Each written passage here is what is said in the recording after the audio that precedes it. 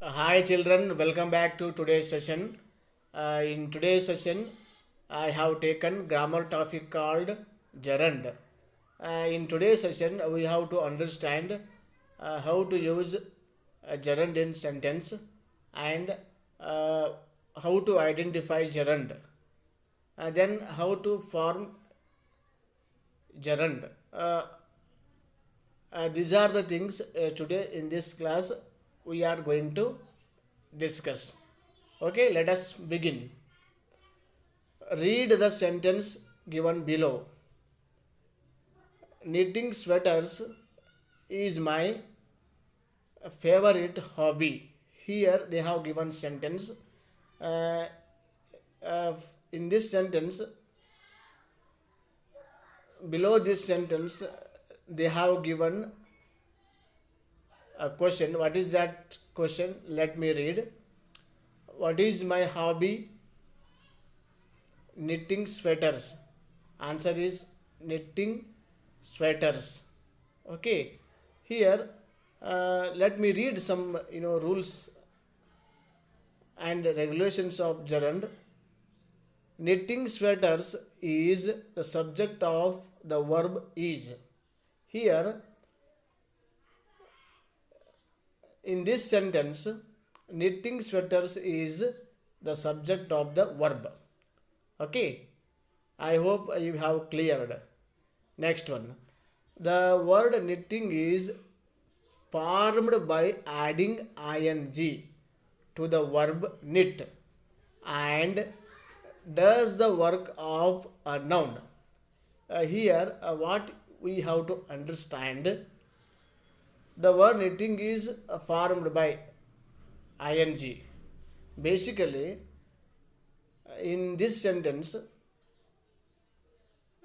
knit is basically a verb. When it is added with ing, it becomes a noun.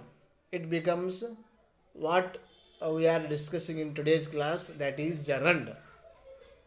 Dear students, what you have to understand, gerund always which is in the form of fourth form of the verb, that is take for example, first verb write, second verb wrote, third form of the verb, that is write, wrote, written. What is the fourth form of the verb? That is writing.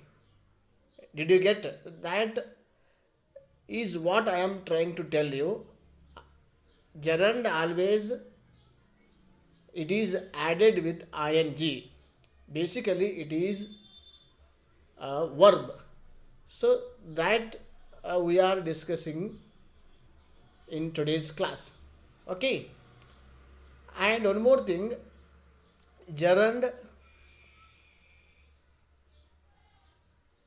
as I told you, it is added with ing and also it works as subject of the sentence.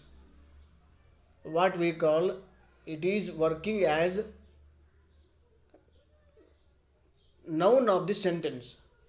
Okay, for example, already we have seen a sentence, that is knitting sweaters. Here knitting sweaters, knitting is according to rules, that is gerund, and also it is working as subject of the sentence. Did you get? So in this way you have to understand, you have to identify gerund. Okay, let us know the next one. Let me read out the definition of the gerund that they have given in the bracket, in the box. Let me read.